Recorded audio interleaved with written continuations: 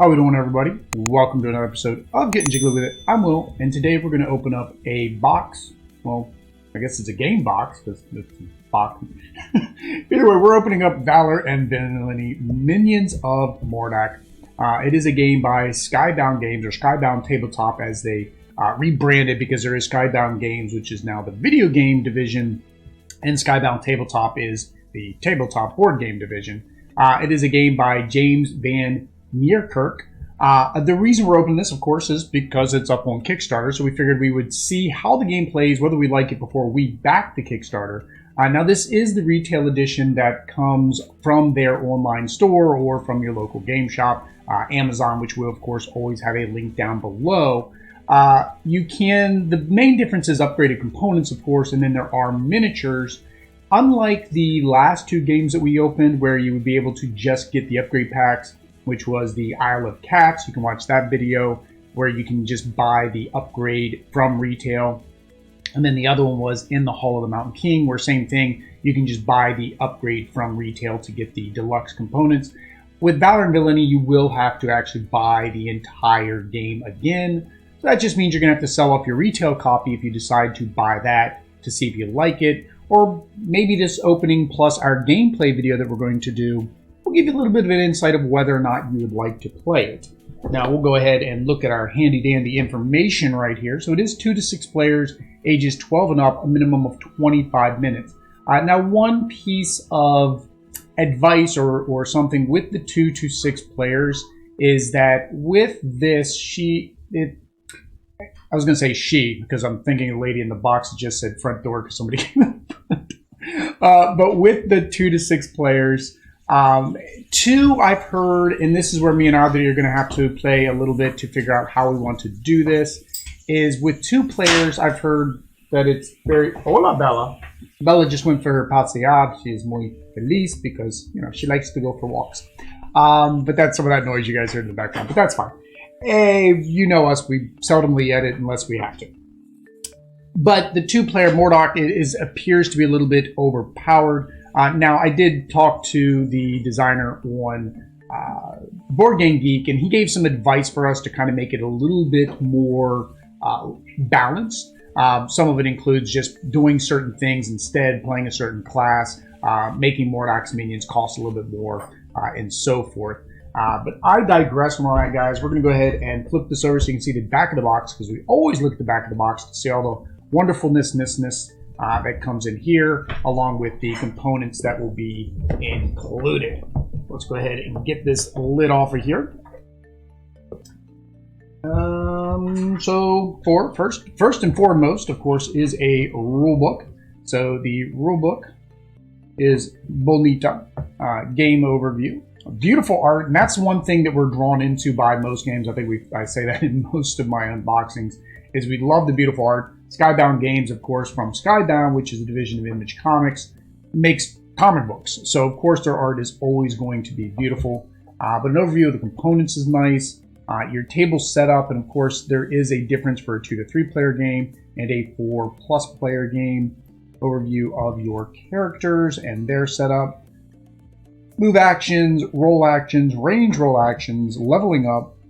So it is a complex game. It does have a lot going on. But I guess considering that's the end of the rule is page 12 and the first 2 pages really didn't count, I guess a 10-page rule isn't that much. Then it does have a nice bit of flavor text here. And the whole reason behind that, of course, is Skybound Games. So if you do anything with Skybound Games or Druid Games, they like their stories, which I like stories. That's great. Some people not so happy with. Of course, Bloodstone. That was their thing. The same thing they always do. They did with, I think, first Valor and Villainy, and then they also did with the, Sailblades or something like that. We haven't gotten that one, although there is a new Kickstarter, so we may get that for you. So make sure you subscribe, because, of course, when that Kickstarter goes live, we'll probably pick up the base game of that to give it a try. But they like their flavor text. And right now on the Kickstarter, same thing's happening, right? The daily updates are basically a story. It might show you a little bit of the game components, and then it's going to go over some choices. Now, they did make it interactive on this one. If you go over to the Kickstarter, they did make it interactive where you get to choose some of the things that are going on. So all right, so next we have all of our board components. It is kind of weird that it has this little divot there. I mean, I guess the first time you pull it out, sure, I'm going to need that, but after I pull it out, not as necessary. So you have your board game tiles. So I wasn't sure about these, if these were going to be just cardstock or cardboard, but they're actually a nice thick cardboard stock for you. They are double-sided in some cases, and then in other cases are single-sided because you're going to explore the map, and as you explore them, then of course you flip them over, and then the bottom of the tile will tell you what's going to happen. If it's like for here, 4-player plus game, then something's going to happen. If it isn't, nothing's going to happen on this square. But again, nice cute little art on here. Kind of fits that, kind of like a 3D. It almost looks like this, the tree really did. It looked kind of like a computer generated like 3D. So it kind of gives you that computer or PC or console game feel. But here we go. So this is if it is a 4+ player game. And I guess this is if it's a single game. So it's kind of weird that that one is like that. I guess no matter what, you get one, but if it's 4+, you get 2. I've read through the rules once. I've watched the gameplay. I will probably have to watch and do it again a few more times. So let's get a couple of these out so we can make us a nice little... Let's put this over here. Let's make us a board to do all this stuff with. Okay, so Ruins of the Throne, and then we have Armor Keep. Okay, that's nice. So the paths do kind of connect. So when there is a path, it looks like it does do a good job of matching it up. Now this one, not so much, because it's just kind of by itself. Yeah, that one not so much. So I don't think there is. There's R1, V. There's numbers and letters on them. But I don't know if that's going to make a difference or not. I thought the whole board setup was random. I was impressed with the lining upness, and now the lining upness is not very lined upness. So there we go. That is my crooked game board. Let me get that a little bit straighter right there. All right. So here is looks like a character token.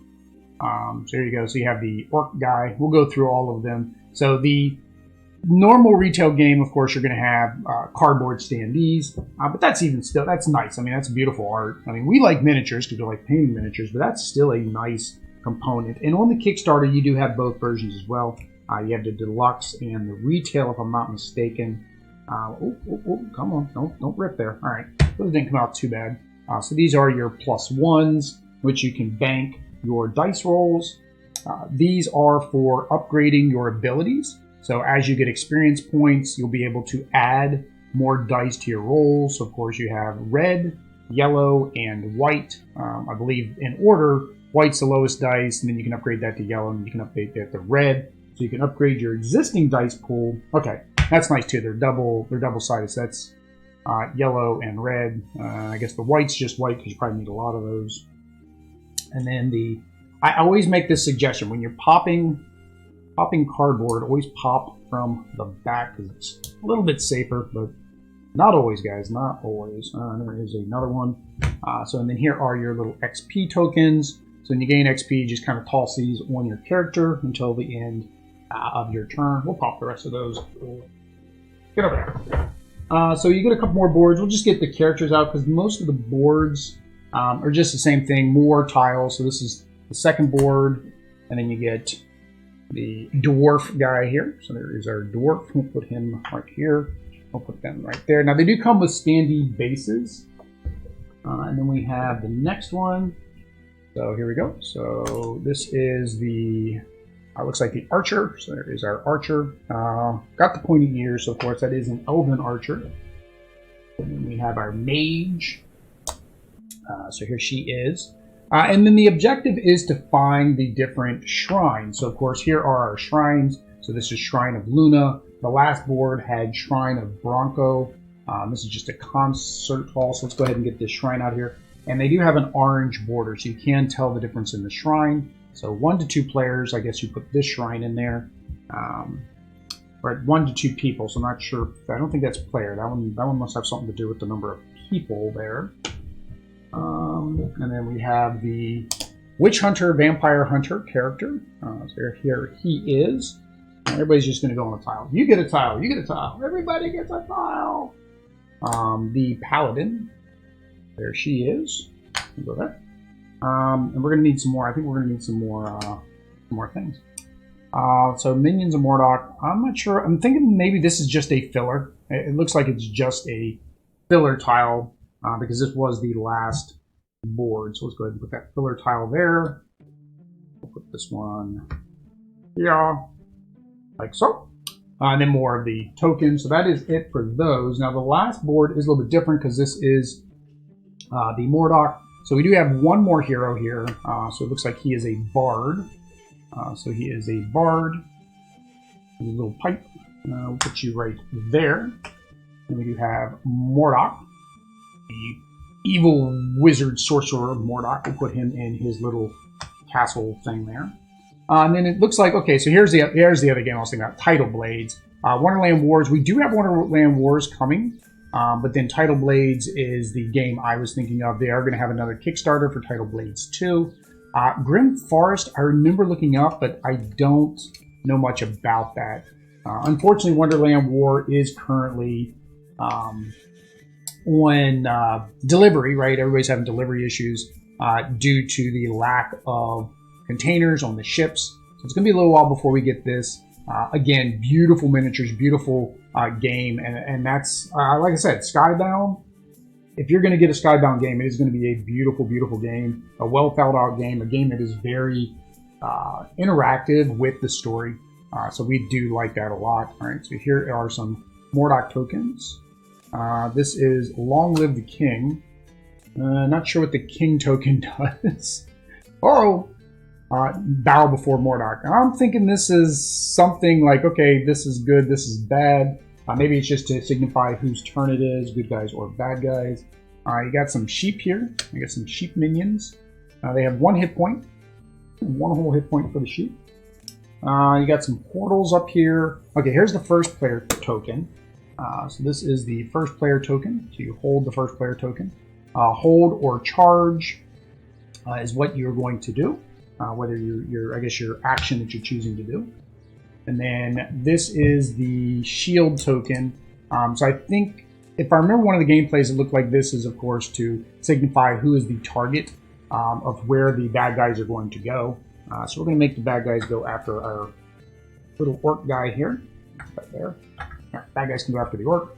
And then this is the player board, or the extra player board for Mordak Procession of Horrors.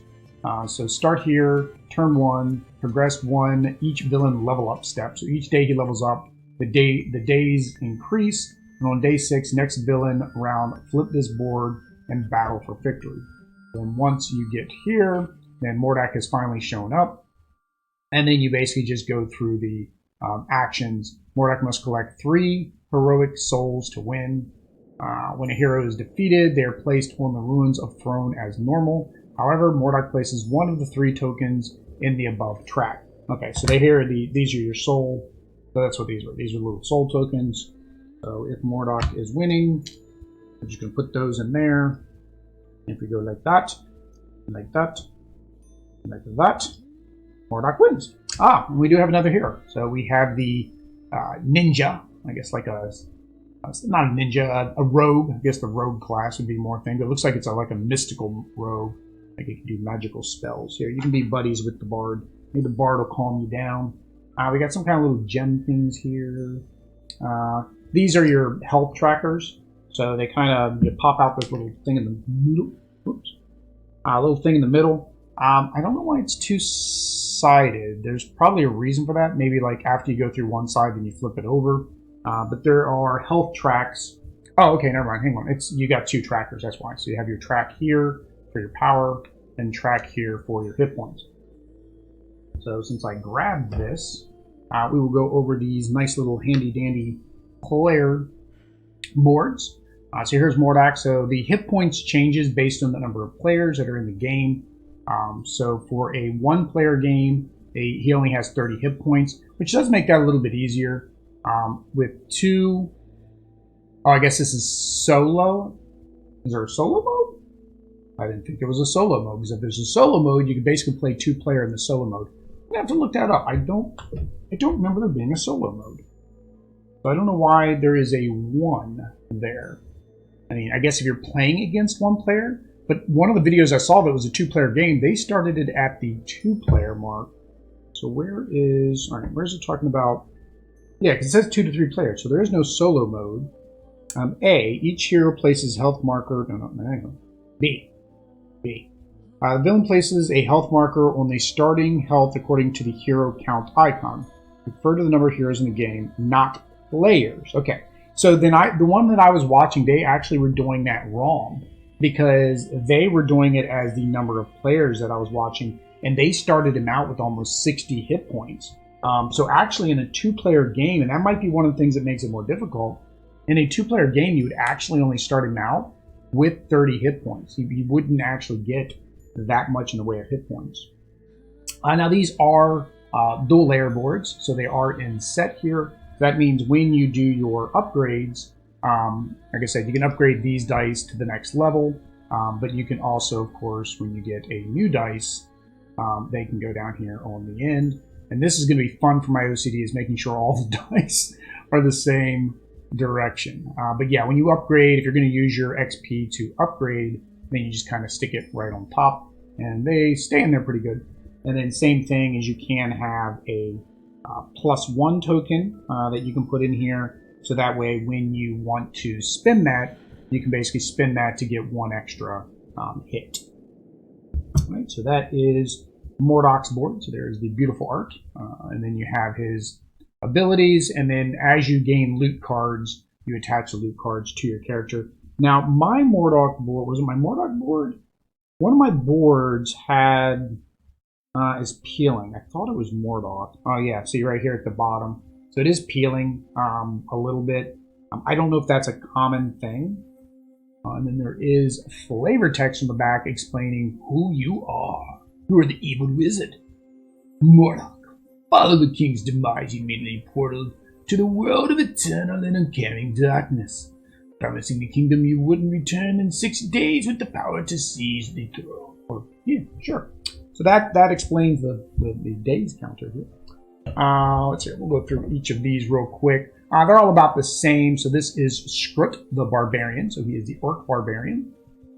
Here are his things. And then right here, once trained, your battle rage also heals you for 2. So you basically just put a token there to level that up. And then so they all have this little upgrade thing. So you have Amos. Okay, so he's a cleric. He looks like a vampire hunter or some sort, but he's actually a cleric. So he's going to be able to heal us. We have Eliandra, the mage. So there she is. She is purple, morado, me and Adri's favorite color. We have Bjorn the fighter. So he is the dwarf fighter. Does it actually say what they are, what their race is? I mean, he's the race of dwarves, I guess. I mean, I know he's a dwarf. She looks human. I don't. They're not showing ears. Like, if you really want to say that it's an elf, you're going to show the ears, right? So yeah, and then he's a human. We knew that Skrut was a orc because, well, he looks like an orc. And then we have our goblin Wugner, the bard. So he's a bard. I was correct in that aspect. So again, beautiful, beautiful art. Love the artwork in this game. It's actually, before I realized that the game was a 1 versus many, the art made me buy it. And this is why I said, like, there may be game types that I don't like, but if the art says, hey, buy me, we're going to buy it. Goonies. We were at Target and we picked up a couple games that we're going to play on the channel, but the Goonies is a 1 versus many. And I'm like, that really isn't the way I wanted to play Goonies. I wanted to play Goonies as the Goonies against the family, right? And it's not. It's a 1 versus many. And since we have this, we're thinking, well, we have a 1 versus many now where we're forced to play against each other. Although the Kickstarter does add a co-op campaign. So even if you get this retail edition, you do have the option to go on and get just the expansion pack. You have to pledge $1. You can't add it during the Kickstarter, but in the pledge manner, you'll be able to upgrade and get the versus mode, basically, where you'll be able to play co-op against Mordak, and I think there's 5 other villains that are in that box. But I think some of them you can't play without the new expansion. But if you like this, you're going to buy it all, right? All right, so we have Guinevere, So Guinevere the ranger, so she is an elf. She's like a wood elf. And we have Mari. Mari is the paladin. There she is. And then we have Loxley. Okay, so Loxley is a rogue. So like Robin of Loxley, although it's a female rogue actually. So maybe it's Robin of Loxley's daughter or something, or long lost cousin. Robin of Loxley, for those of you that don't know, I think everybody usually does, is of course Robin Hood.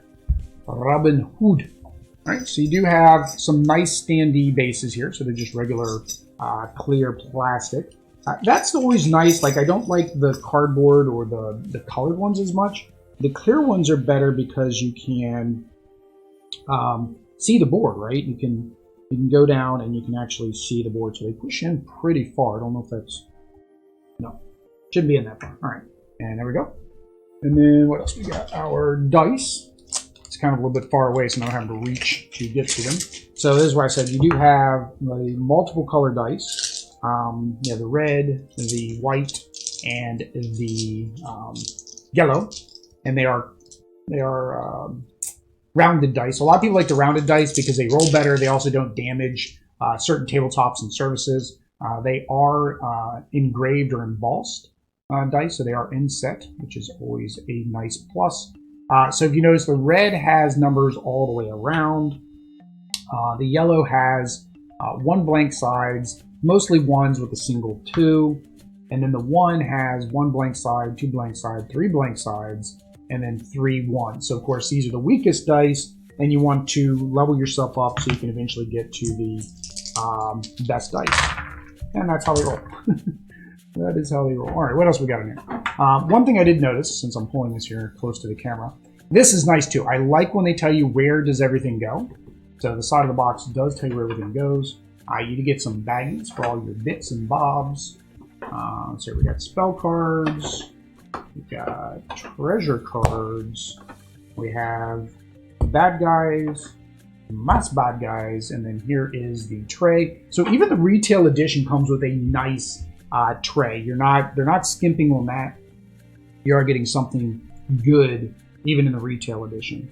And some people like standees. I mean, if you're not going to paint the minis and you want to appreciate the game for the art and all that stuff, retail edition might be the best edition for you. Now, you do miss out on some of the Kickstarter exclusives and such, but, you know. The other thing you could do is get the Kickstarter edition, right, to get the extras, get the minis, and sell the minis online. I know a lot of people will buy the minis on, like, eBay and stuff. So here are our spell cards. So are they all spell? No, treasure's on the back. So we have different spell cards. So they are a nice card. They do have that finish on them, which we like. Now that we're starting to get more and more games, we picked up a game, or we got a game the other day that didn't have this finish, and we're like, wow, this kind of feels cheap. Even though it might be the same thickness, they feel cheap. So lay on hands, choose anyone on the map, and heal equal to this. So basically they roll 2, 3, or 5. I wonder how that works. Choose anyone on the map, they heal parts equal to what dice are these? Like, is it the dice you have? Is it the dice they have? Got a little bit of oddity on the table. I'm not sure what that's going to go off of. +2 with 2 yellow die. +3 with... Alright, so yeah, I'm going to have to figure out how these work, because I know you can cast the spell, and it's 3, 4, or 5. 2, 3, yeah, I have to look into that. So, okay, so you got a couple healings. You got a soul beam. Choose anyone on the map. They heal equal to 3, 5, and 7. Bloodbound.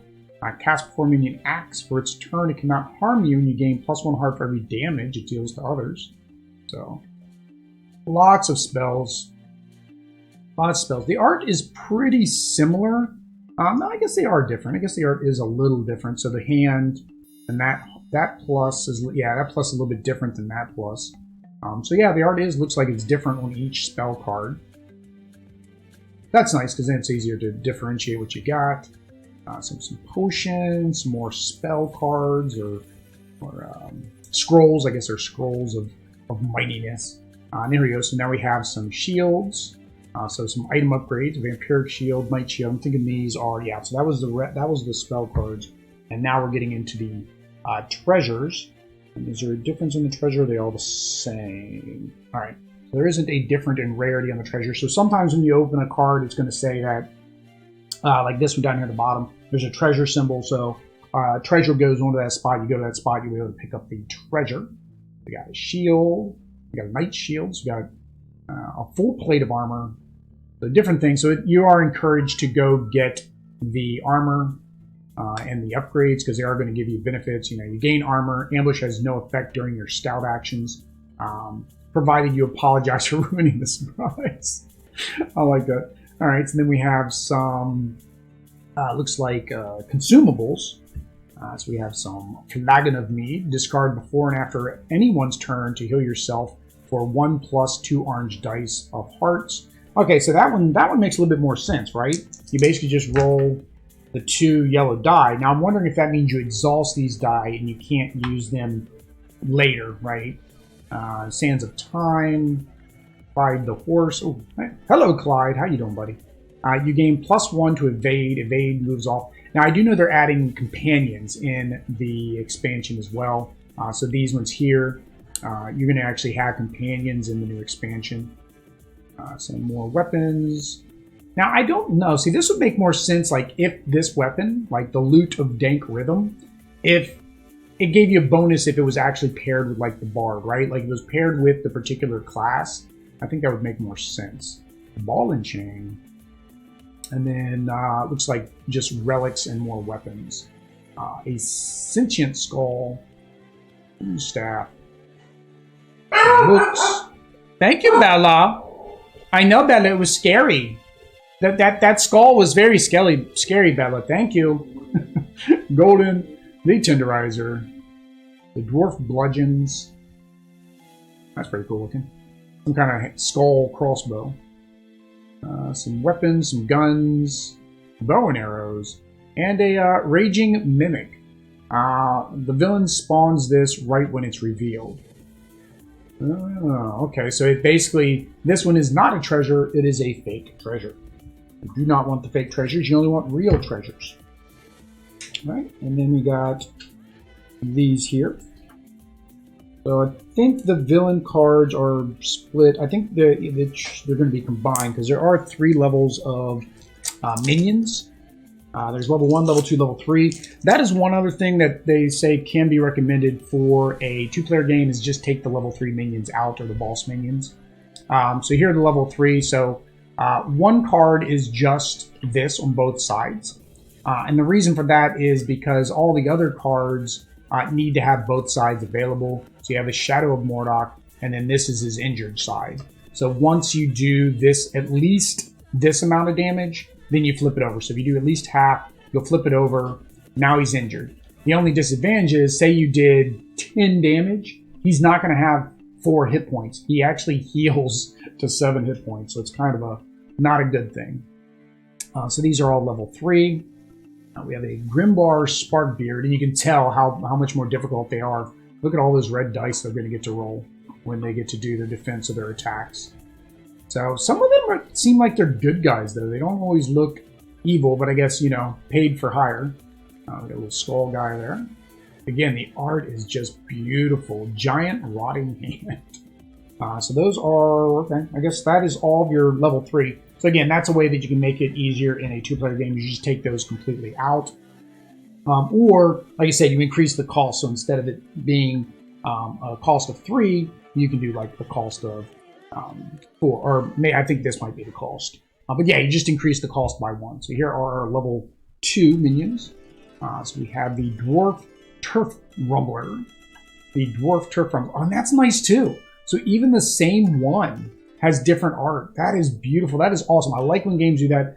I don't like seeing the same art on every single character. It doesn't make it feel like unique. So that's really nice.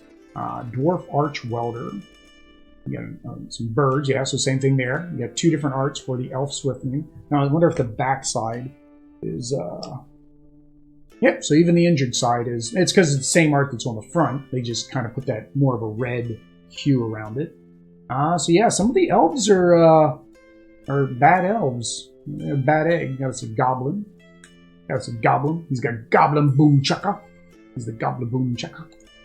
Bonewig. So we got skeletons, elves, dwarves. Okay, here are our level 3 guys.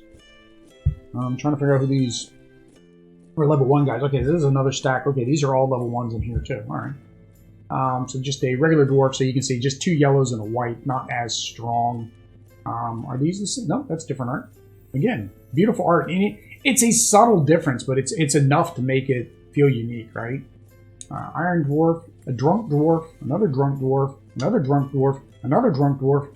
Feels like the dwarves like to drink. We got a dwarf air piercer, and then we got our elf assassins. So the bad guy wood elves. Well, this team is kind of vain. That's, you know, you're not going to beat up people that way. You know, unless maybe it's a vampire. No, then you wouldn't see the vampire in the mirror. That's not very smart. And we have elf meadow wisp. What was I doing here? And we do still have these. These are Mordak's spells, what he can actually cast during his turn. So Mordak doesn't come out until the 6th round. However, he does still get to do things during his turn before he moves his minions. So he casts spells and things like that. So this is the villain stash and the hero stash. So this is the rewards that you get during the round, basically for killing the minions and stuff like that. So here is the 2-player stash, 1-player stash, 4 to 5-player stash. So what is the... Let's see what they changed here. Okay, so with a 1-player, it's 0, 1, 2, 3. With a 4 to 5 player, it's 1, 2, 3. Total bounty collected. So even with a 1-player, you get experience each time. So I'm wondering if this is another rule that gets missed, that they don't realize, yeah, you get 1 experience every turn in a 1-player game, whereas with a 2-player game, you need more, right? You need to at least kill 1 guy in the higher player counts. Yeah, so basically everything else. And then the only other difference it looks like is the number of bonus die that you roll for these change. But for 1-player, it's pretty straightforward. You get 1 bounty, you get 1. You get 6 bounty in a round, you get 8. That is quite a bit. And then Mordak is the same thing. So there's a 1 to 2 player and a 3 to 5 player mode. Special abilities, that's nice. You have little helper cards here that tell you about the special abilities. You have your game rules, so there's the dice, which we already went over. Some of the nearby far terms, so you get a couple of those for each player.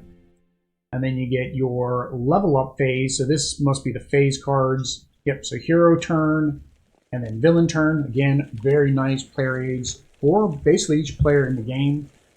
And then you get your, I guess this is, okay, so Gust is your companion. So you do have a companion with Gust. There you go. So you have, I don't know what the difference between the 2 Gusts is. Regular Gust and upgraded Gust. That's what it seems like. He's got his armor on there. He's got infinite hit points, though. So that's always good. And then here are the rest of the baddies, the level 1 baddies. Elf Outriders. Glade Stalker, Goblin Spear Slinger, to go along with our Boom Chaka, the War Pup, Beat Poet, Goblin Beat Poet, Percussionist. So they kind of got a musical theme going around, which kind of makes sense because the good guy is a bard, right? So the Boom Chaka, Percussionist, Bone Towel Lowlife. So I guess giants, although he's kind of, no, I guess it's zombies. Well, he's very big zombie. These are very big zombies. He's got nuts in his head. We got our Skellies. Skelly trying to collect Bone Town Lone Shark. And we do have some werewolf. Okay. Some werewolves. And then there are those woeful sheep. That they're the only ones that they give you a token for. The sheep. I don't know if it's because sheep multiply or what. But they give you sheep. And you can put them on the board. Because that is fun. That's what you want to do. Alright. Last pack here. Let's take a quick look at Mordak's spells. See how he kind of works. Are these all? No, there is a split, but I think these are all his, if I'm not mistaken. There's just a difference in the amount of XP I think they cost. But again, we'll do a gameplay. You guys will see how this works on that gameplay video. So you just like, subscribe, bell notification. Reminder, because we already pre-posted the video, you can click that. Singularity, choose a revealed region. Anyone is moved into that and dealt AoE damage. Stone singing. So a lot of Mordak's abilities are like AoE type stuff. Like there's one, it's like rain of flames or something. Lightning surge, roll a yellow repeatedly until you miss. Total your hits, then attack any region for that amount. So that's another thing. You don't want your heroes to stack up because one of these AoEs kind of not so good. Polymorph, choose anyone on the map with 5, 8, 11 hearts. Defeat them, spawn a sheep from the level 1 deck in their place. Okay, so that's why there's sheep, because you can basically replace all the characters with sheep. Enormous Fist, attack a nearby region, so that's an entire region again. A lot of these are just bad AoE, entire region type effects. Smoke Bomb, cast anytime, move any one character, any revealed region. Can't be cast during the opponent's turn. So it doesn't cost anything, so that's nice. Alright. Elixir of Haste, Elixir of Luck, or Luck Tonic. Labyrinth, Vampiric Vacuum. Alright. And then the last set here are the purple ones. So I feel like these are going to be more powerful than those. Well, maybe not. Maybe these are the weaker. No? I don't know. I don't know. So here we go. So Witness Me. Nice big thing of dynamite here. Cast one of your minions, ends its actions. It deals 4 AoE damage in that region, then is defeated. So basically it's a suicide minion. He just kills himself to do stuff. Cast after anybody reseals. After healing resolves, then they must pay 4 hearts. So basically you can heal, and then you got to take damage. It's poison healing. Mega Eruption. Each mountain tile. Ooh. So yeah, it's a mountain tile up here. Okay, so in the top corner, it actually has an icon. So that's how you know. So that's a mountain tile. Lake tiles should have a lake. I guess you just know. It's got water, so you know it's a lake. You got lightning. Comet Store. Transmute. This lets you switch your minion to another minion that's one size higher, so it's like a free upgrade. Rolling Inferno. Smoke Bomb. Tainted Mixture. Magma Rain. That's the one I was thinking of. It basically, you deal damage, nap AoE for equal to 1, 2, or 3. I'm not really, again, I'm not sure when you get 3 options. Is that based on what you do here?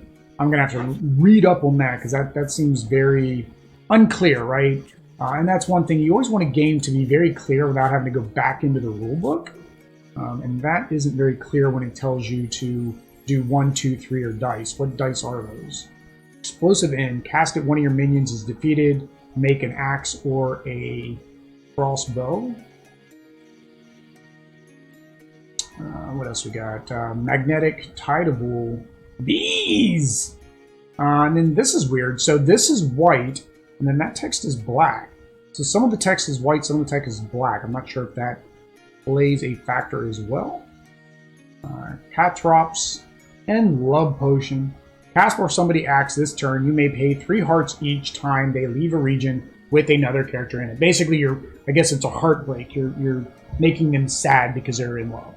But there you go, guys. That is the retail version of Valor and Villainy, Minions of Mordak. If you guys want to see that gameplay, like I said, hit that subscribe, bell notification to know when we go live, because we do all of our gameplays live. Until next time, guys. Peace.